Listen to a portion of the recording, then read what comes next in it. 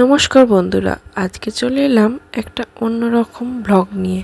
তো চলো আজকে শুরু করা যাক নিরামিষ ঘুগনি রেসিপি দিয়ে। তো আমি বানিয়েছিলাম নিরামিষ ঘুগনি, মানে যেটা পেঁয়াজ ছাড়া হয়।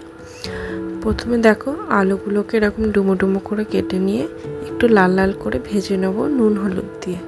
তো ভাজা হয়ে যাওয়ার পর কড়াইতে একটু তেল দিয়ে তাতে সামান্য জিরে আর শুকনো লঙ্কা ফোড়ন দিয়ে সেটা থেকে একটু গন্ধ বেরোলে দিয়ে দেব আমরা রসুন কুচি। তো রসুন কুচিটা দিলে একটু খেতে ভালো লাগে, আর এটাকে নিরামিষের মধ্যেই ধরা হয়, এটাকে আঁশের মধ্যে ধরা হয় না। সেই কারণে আমরা নিরামিষ ঘুগনিতে রসুন কুচিটা দিই। তো রসুনটা দেখো লাল লাল করে ভাজা হয়ে যাওয়ার পর আমি টমেটোটা দিয়ে দিয়েছি।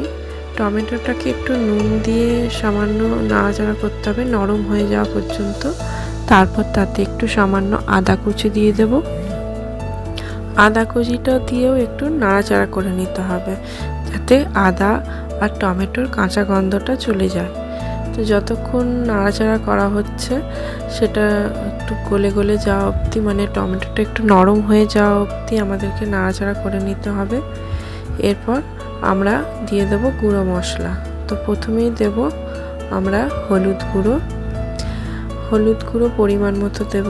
তারপর দেব লঙ্কা গুঁড়োটা যে যার পরিমাণ মতো বা যে যার স্বাদ অনুযায়ী দেবে, কারণ সবাই তো ঝাল খায় না, আর নিরামিষেতে একটু ঝাল ঝাল হলে ভালো লাগে, যে কারণে একটু বেশি লঙ্কা গুঁড়ো দিলাম।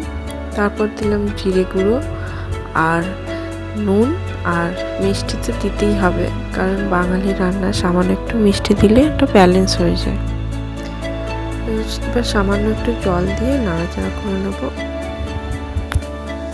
জল না দিলে আসলে মশলাটা একটু পুড়ে যেতে পারে, সেই কারণে ওটাকে ভালো করে জল দিয়ে নাড়াচাড়া করতে হবে যতক্ষণ না ওটা থেকে তেল ছাড়ে। তেল ছেড়ে দিলে একটু সামান্য মিট মশলা দেব, মানে খেতে একটু ভালো লাগে, সেই কারণে মিট মশলা দিয়ে ওটাকে আবার একটু নাড়াচাড়া করে এবার দিয়ে দেবো আমরা ভেজে রাখা আলু। মশলাটা একটু ভালো করে কষবে যাতে খেতে ভালো লাগে, যত বেশি কষবে তত বেশি ঘুগনিটা খেতে টেস্টি হবে। এবার আমরা ভাজা আলুটা দিয়ে দিয়েছি। ভাজা আলুটা দিয়ে সামান্য একটু জল দেব, দিয়ে আবার নাড়াচাড়া করতে হবে। তো আবার ভালো করে একটু কষিয়ে নিয়ে আর তেলটা যখন একটু ছেড়ে দেবে তখন আমরা তার মধ্যে দিয়ে দেবো আমাদের সেদ্ধ করে রাখা কড়াই। দেখো আমি ঢেলে দিলাম। আমার প্রেসারে 3টে কি 4টে সিটি দিয়ে রাখা ছিল কড়াইটা, ভালোই গলে যায়, মিনিমাম 3-4টে সিটি দিলেই অনেক।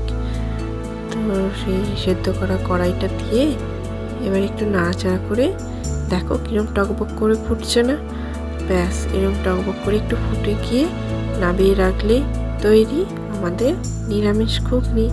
আর তার সাথে যদি হয় এরকম ফুলকো ফুলকো লুচি তাহলে তো ভালোই হবে, ব্যাস জমে খেয়ে। তো দেখো আজকের আমাদের মেনু হয়েছিল লুচি, ঘুগনি, সিমুই আর সীতাভোগ।